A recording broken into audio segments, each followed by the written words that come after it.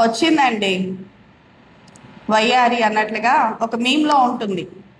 Memers అందరికి stuff ఇవ్వడానికి, అందరి చేత తిట్టించుకోవడానికి, గాలి కబుర్లు చెప్పే గాలి మనిషి, రోత మనిషి రోజా వచ్చింది బయటికి నిన్న. పండగ ఉండదు, ఒక వేడుక ఉండదు, ఏమీ ఉండదు. ఇది రావడం, బయటకు వచ్చి గాలి కబుర్లు చెప్పడం, ఇష్టానుసారం వాగడం, వెళ్ళిపోవడం. ఏంటా అంటే రోజాకి జగన్మోహన్ రెడ్డి మీద బీభత్సమైన కోపం ఉంది. మరి వాళ్ళిద్దరి మధ్య ఇంటర్నల్గా ఏం గొడవలు జరిగాయో తెలియదు. పైకి అన్నయ్య అని పిలుస్తుంది, కానీ లోపల జగన్మోహన్ రెడ్డితో ఏదో వైరం జరిగింది. అందుకనే తను జగన్మోహన్ రెడ్డిని తిట్టలేక రాష్ట్రం అందరి చేత తిట్టిస్తుంది అనమాట.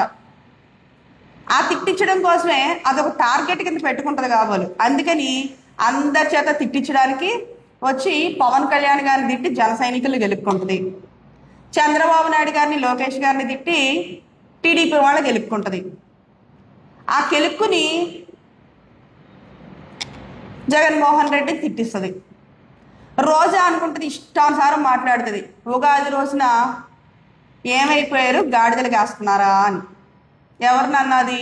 పవన్ కళ్యాణ్ గారిని, చంద్రబాబు నాయుడు గారిని, లోకేష్ గారిని, బిఆర్ నాయుడు గారిని.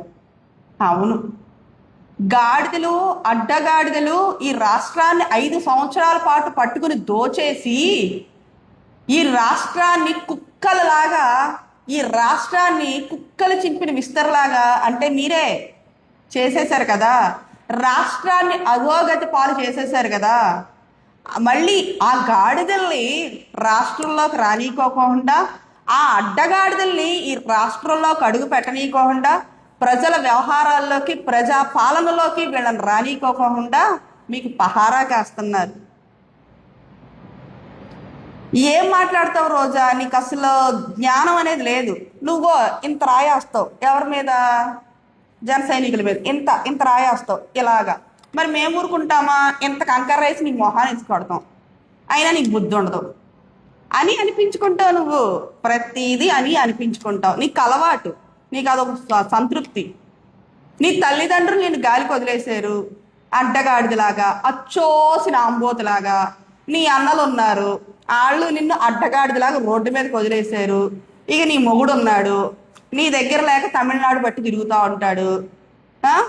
నువ్వు మాట్లాడతావు కుటుంబం గురించి, సంస్కృతి గురించి, సాంప్రదాయాల గురించి. సంప్రదాయాల గురించి మాట్లాడిన నోరేనాది? మా నాగబాబు గారు అన్నారు ఒకసారి, ఇది డస్ట్బిన్ రోజా అని. నువ్వు డస్ట్బిన్ కాదమ్మా, నువ్వు సెప్టిక్ ట్యాంక్వి. నువ్వు సెప్టిక్ ట్యాంక్ కన్నా హీనం. నీకు చాలాసార్లు చెప్పా నేను, రాష్ట్రంలో రాజకీయాల్లో మహిళల యొక్క గౌరవం తగ్గింది అంటే కారణం నువ్వే అని. నిజంగానే సిగ్గుపడుతున్నావు రోజా నువ్వు చేసిన పనులకి. ఏం మాట్లాడుతున్నావు? ఏమన్నా సెన్స్ ఉంటుందా? కామన్ సెన్స్ ఎలాగో లేదు, స్పృహ ఉంటుందా? నువ్వేం మాట్లాడుతున్నావు అన్నది నీకు కంట్రోల్ ఉండదు. ఇప్పుడు నువ్వు మమ్మల్ని అంటున్నావు కదా, మరి జగన్మోహన్ రెడ్డి మేము అనమా అడ్డగాడిదా అని? ఏం చేశాడు జగన్మోహన్ రెడ్డి? అధికారంలో ఉన్నప్పుడేమో అతను చేసే పనులు ఒకలాగా ఉంటాయి, అధికారం కావాల్సి వచ్చినప్పుడు అతను చేసే పనులు ఒకలాగా ఉంటాయి. భార్యను తీసుకుని ఉగాది సంబరాల్లో పాల్గొన్నాడా? పాల్గొని ఏం చేశాడు? సెట్ వేయించాడు. ఏం వేయించాడు? గుడి సెట్టు వేయించాడు. వేయించి గుడిలోకి వెళ్ళాడా? వెళ్ళడు, గుడి సెట్టే వేయిస్తాడు, కూర్చుంటాడు. తీర్థం ఇస్తే ఎలా పోస్తాడు, ప్రసాదం ఇస్తే టిష్యూలో మడిచి లోపల పెడతాడు. అరే పంతులు గారు వచ్చి ప్రదక్షిణ చేయండి రా అంటే మేము చేయం, ఇలా ఠారుగా నుంచుంటాడు. ఇంకెందుకు రావడం? సెట్ వేసుకోవడం ఎందుకు? గుడి సెట్టు ఇలాంటి పనులు చేయడానికా? అంటే ఇలా గుడి సెట్టు వేసేసుకుని హిందువుల యొక్క ఓట్లు తెచ్చుకోవడానికా? నిజంగా జగన్మోహన్ రెడ్డి అనే వ్యక్తికి హిందువుల మీద, సనాతన ధర్మం మీద అతనికి కనుక మంచి అభిప్రాయం ఉండుంటే తిరుమల తిరుపతి అన్నిసార్లు వెళ్ళాడు కదా. డిక్లరేషన్ లెటర్ ఇచ్చాడా? డిక్లరేషన్ లెటర్ ఇచ్చాడా రోజా? అన్నిసార్లు వెళ్ళాడు కదా. అంటే ముఖ్యమంత్రి అయితే డిక్లరేషన్ లెటర్ ఇయ్యక్కర్లేదు అని రాజ్యాంగంలో ఎక్కడా లేదమ్మా. వెళ్ళాడు, డిక్లరేషన్ లెటర్ అయితే ఇవ్వాల. ఏ రోజన్నా అతని భార్య, అది నువ్వు చెప్తున్నావు కదా, మరి మేము ఆవిడ గాడిదనాలా? నేను అనలే, ఎందుకంటే నా తల్లిదండ్రులు సంస్కారంగా నన్ను పెంచారు. నీ తల్లిదండ్రులు నేను నచ్చోసిన ఆంబోతులాగా ఊరి మీద పడి వదిలేశారు, అందువలన నేను అనను. మరి ఆవిడ ఏ రోజున తిరుమల తిరుపతి వచ్చిందా, కొండ మీదకి వచ్చిందా? భర్తతో కలిసి ఏ రోజున పాల్గొనాల్సినటువంటి కార్యక్రమాల్లో ఆవిడ పాల్గొన్నదా? నువ్వు మాట్లాడుతున్నావు, పవన్ కళ్యాణ్ గారి గురించి మాట్లాడతావు, ఆయన భార్య గురించి మాట్లాడతావు. మరి ఆయన భార్య ఏం చేసింది? పవన్ కళ్యాణ్ గారి భార్య ఆవిడ మన దేశస్తురాలు కాకపోయినప్పటికీ భర్త అనుసరిస్తున్నటువంటి హిందూ సాంప్రదాయాన్ని అనుసరించి ఆవిడ తిరుమలకి డిక్లరేషన్ లెటర్ ఇచ్చి తిరుమల వెళ్ళి కొండ మీద తలనీలాలు సమర్పించి ఒక మహిళ, విదేశీ మహిళ ఉండి భర్త అనుసరిస్తున్నటువంటి సాంప్రదాయం కోసం ఆవిడ తలనీలాలు సమర్పించి వెంగమాంబ సత్రంలో అన్నదానానికి డొనేషన్ ఇవ్వడమే కాకుండా ఆవిడ కూడా స్వయంగా వచ్చినటువంటి భక్తులకి ఆ అన్న ప్రసాదాలు వడ్డించి ఆవిడ కూడా స్వీకరించింది.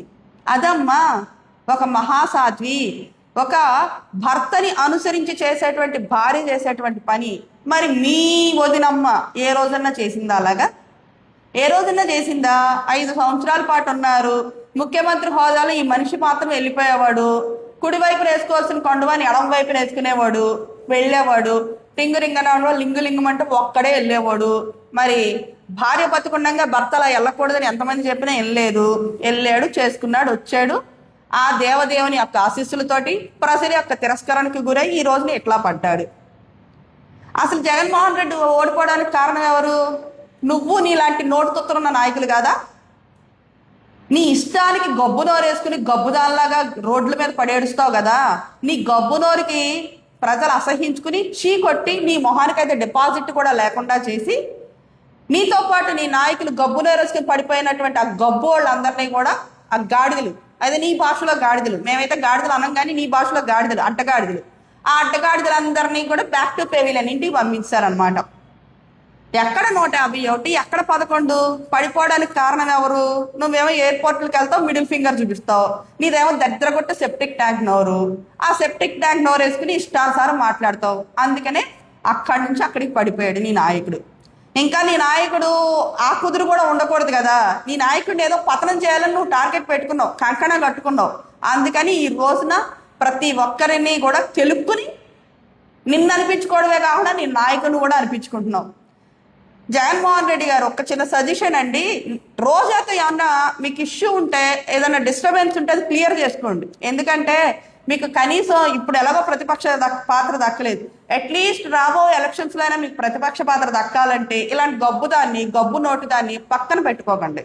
ఇప్పటికే ఆల్రెడీ మిమ్మల్ని సగం నేల నాకించేసింది, ఇంక పూర్తిగా మిమ్మల్ని ఎందుకు పనికి రాకుండా చేస్తా. అసలు ఈ ఐరన్ లెగ్ రోజా, గబ్బు నోరు రోజా అని ఈ రోజు గవర్నమెంట్లో ఉన్నటువంటి కూటమి ప్రభుత్వంలో ఉన్నటువంటి ఎవరు అన్నిసార్లు తిరుపతి వెళ్ళట్లేదు, ఎమ్మెల్యేలు వెళ్తలేదు, మినిస్టర్లు వెళ్తలేదు. కానీ ఏ అధికారులు లేని ఒక మాజీ ఎమ్మెల్యే, మాజీ మంత్రి అన్నిసార్లు తిరుపతిలో వెళ్ళి వస్తుందో అర్థం కావట్లా. ఎక్కడెక్కడ ఎటువంటి వ్యవహారం నడుపుతుందో అర్థం కావట్లా. నీకు నిజంగా తిరుమల తిరుపతి మీద భక్తి ఉన్నదా, ప్రేమ ఉన్నదా, దేవుడంటే విశ్వాసం ఉన్నదా? నిజంగా నీకు దేవుడంటే విశ్వాసం ఉంటే, భయం భక్తి ప్రపత్తులు ఉంటే గనక నువ్వు ఈ రోజు ఉగాది పండుగ రోజున ఈ వ్యక్తుల గురించి అటువంటి మాటలు మాట్లాడవు. వెంకటేశ్వర స్వామి మీద నిజంగా నీకు అంత భక్తే ఉంటే వెంకటేశ్వర స్వామి యొక్క దర్శనాల పేరు మీద నువ్వు బిజినెస్ చెయ్యు. నువ్వు మాట్లాడుతున్నావు విలువల గురించి. చిచ్చి, వలువలు లేని వాళ్ళు విలువల గురించి మాట్లాడితే చాలా అసహ్యంగా చెవులు మూసుకునేలాగా ఉంటుంది రోజా. నీకు ఎన్నిసార్లు చెప్పినా నీకు సిగ్గు రాదు, నీకు ఎన్నిసార్లు చెప్పినా నీకు బుద్ధి ఉండదు, అయినా సరే నీ గురించి మాట్లాడాల్సి వస్తుంది. అదే అంటున్నావు కదా, అదే అంటున్నాను కదా, మేము ఇంత రాయేసుకుని కొడతాం, మేము ఇంత రాయేసుకుని కొడతాం, అయినా నీకు సిగ్గు ఉండదు, కొట్టించుకుంటానే ఉంటావు నువ్వు. ఇక నీకు రాళ్ళేసి కొట్టడం కాదు, పేడ, కుళ్ళిపోయిన టమాటాలు, కుళ్ళిపోయిన కోడిగుడ్లు వేసి కొడితే అన్నా నీకు అలా జ్ఞానం వస్తుందేమో చూడాలి. సిగ్గులేని తనం. నీకోసం కూడా వీడియోలు చేసి రావడం నిజంగా మా దురదృష్టం, మా కర్మ అంతే. ఇలాంటి గబ్బు నోరు వేసుకుని ఇలా ప్రతిసారి బయటకు వచ్చి ఇలా అందరి గురించి మాట్లాడక రోజా. ముఖ్యంగా చెప్తున్నాం, పవన్ కళ్యాణ్ గారి గురించి కానీ ఆయన యొక్క భార్య గురించి కానీ మాట్లాడేటప్పుడు ఒళ్ళు దగ్గర పెట్టుకో. నీ నాయకుడు లాగా, నీ నాయకుడి యొక్క సతీమణి లాగా కాదు. పవన్ కళ్యాణ్ గారు భార్య ఈ దేశస్తురాలు కాకపోయినప్పటికీ కూడా హిందూ సాంప్రదాయం ప్రకారం భర్తని అనుసరించి ఆవిడ ఈ రోజున ఎంతో పద్ధతిగా పూజలు హోమాలు నిర్వహిస్తున్నారు. ఆవిడ కాలి గోటికి కాదు కదా, ఆవిడ కాలికి అంటుకున్న దుమ్ముకు కూడా నువ్వు సమానం కాదని గుర్తుపెట్టుకో రోజా, కబద్దార్.